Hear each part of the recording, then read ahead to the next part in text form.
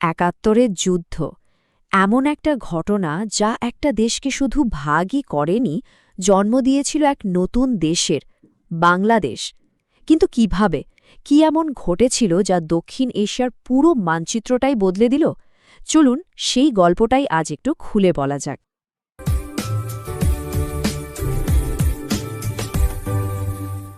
এই ম্যাপটা দেখলেই কিন্তু অদ্ভুত লাগে, তাই না? দেশ একটাই, পাকিস্তান, কিন্তু তার দুটো অংশ, পূর্ব আর পশ্চিম, আর মাঝখানে প্রায় ১,০০০ মাইল জুড়ে আরেকটা দেশ, ভারত।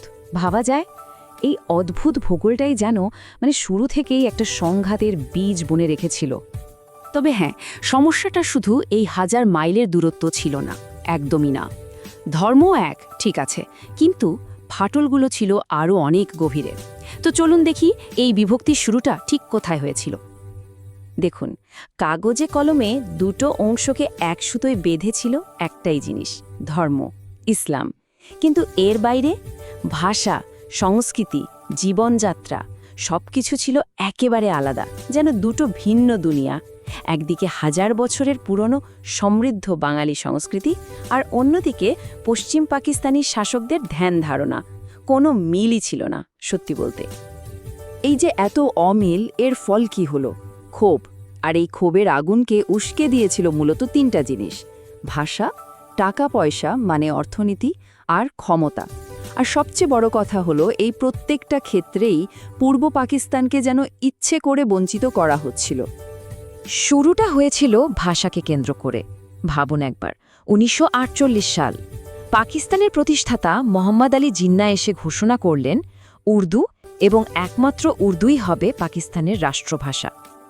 ব্যাস, সাথে সাথে পূর্ব পাকিস্তানে প্রতিবাদের ঝড়। কারণটা খুব সহজ, এটা ছিল সরাসরি বাঙালির পরিচয়ের ওপর একটা আঘাত। আর এই পরিসংখ্যানটা দেখলে ব্যাপারটা আরও পরিষ্কার হয়ে যায়। দেশের মোট জনসংখ্যার ৫৬%, মানে অর্ধেকেরও বেশি মানুষ কথা বলে বাংলা ভাষায়, অথচ তাদের ওপর চাপিয়ে দেওয়া হচ্ছে একটা সংখ্যালঘু গোষ্ঠীর ভাষা। এই একটা ডেটাই তো বলে দেয় পুরো ব্যাপারটা কতটা অযৌক্তিক আর অন্যায্য ছিল। ভাষার আঘাত তো ছিলই, এরপর আসল অর্থনৈতিক শোষণ। এই টেবিলটা দেখুন, এটা কোনো সাধারণ ডেটা নয়, এটা কয়েক দশক ধরে চলা শোষণের একটা ভয়ঙ্কর দলিল। মজার ব্যাপার কি জানেন? দেশের মোট রপ্তানির প্রায় ৭০% আসত পূর্ব পাকিস্তান থেকে, অথচ উন্নয়নের সময় তাদের ভাগে জুটত বাজেটের সামান্য একটা অংশ মাত্র। আর ভাববেন না যে বৈষম্যটা শুধু টাকা পয়সাতেই সীমাবদ্ধ ছিল। না, রাজনীতি, মিলিটারি, সব জায়গায় বাঙালিদেরকে যেন ইচ্ছে করে একপাশে সরিয়ে রাখা হয়েছিল। দেশের বেশিরভাগ মানুষ বাঙালি, অথচ তাদেরকেই বানিয়ে রাখা হয়েছিল সেকেন্ড ক্লাস সিটিজেন। ব্যাপারটা আসলেই অবিশ্বাস্য। এত বছর ধরে যে ক্ষোভটা একটু একটু করে জমছিল, ১৯৭০ সালের দুটো ঘটনা এসে সেই আগুনে যেন ঘি ঢেলে দিল।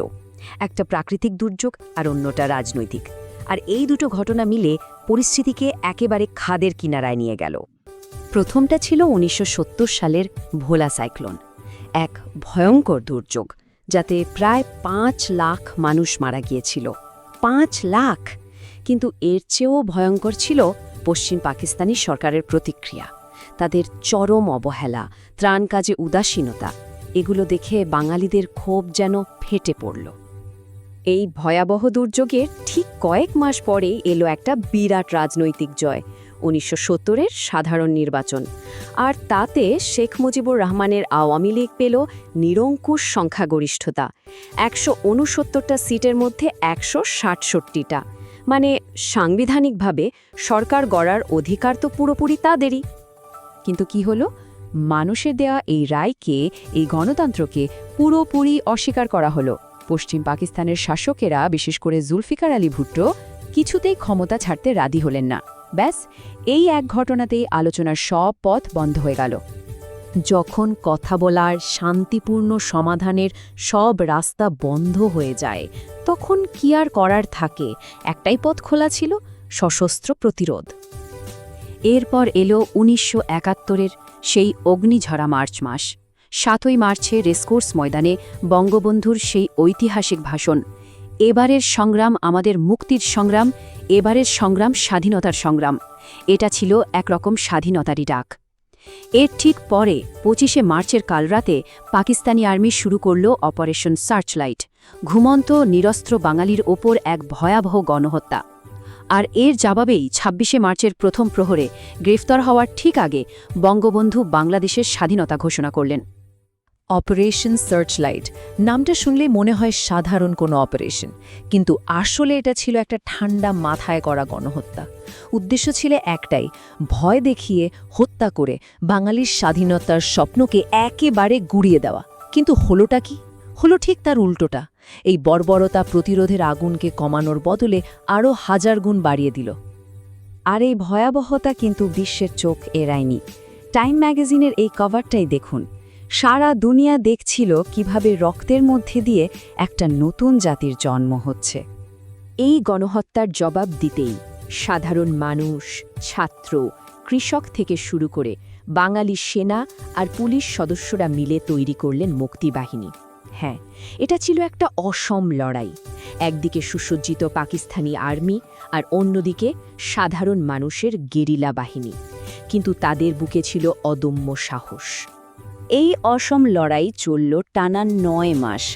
৯ মাসের রক্তক্ষয়ী সংগ্রাম। আর এই যুদ্ধের একেবারে শেষ দিকে এসে একটা প্রতিবেশী দেশের হস্তক্ষেপ পুরো খেলার মোড় ঘুরিয়ে দিল। পাকিস্তানিদের অত্যাচারে প্রায় ১ কোটি, হ্যাঁ ১ কোটি মানুষ দেশ ছেড়ে ভারতের শরণার্থী হিসেবে আশ্রয় নিতে বাধ্য হয়। ভাবুন তো সংখ্যাটা। এই বিশাল মানবিক সংকট আর অর্থনৈতিক চাপের মুখে এবং অবশ্যই মুক্তিযোদ্ধাদের সাহায্য করতে ভারত ১৯৭১ সালের ৩রা ডিসেম্বর সরাসরি যুদ্ধে জড়িয়ে পড়ে।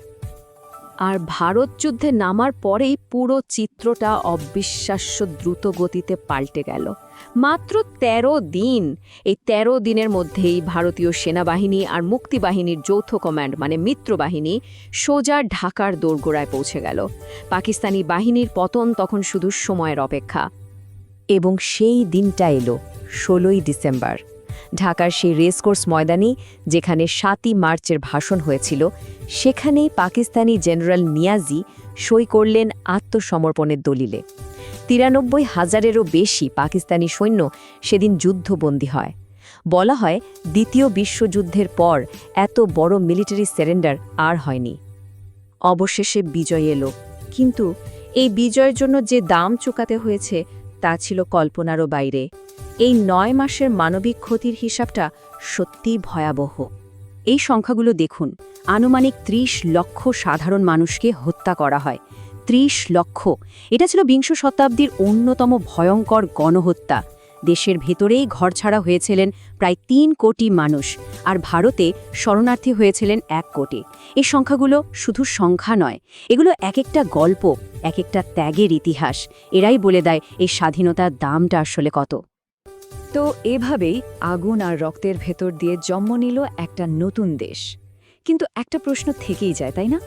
এত বড় একটা ধ্বংসযজ্ঞের পর একটা জাতি কিভাবে আবার উঠে দাঁড়ায়? যে পরিচয়টা প্রায় ভেঙেই গিয়েছিল, সেটাকে কিভাবে নতুন করে গড়ে তোলে? এই সংগ্রামের উত্তরাধিকার নিয়ে এই প্রশ্নটা আমাদের সবাইকে ভাবায়।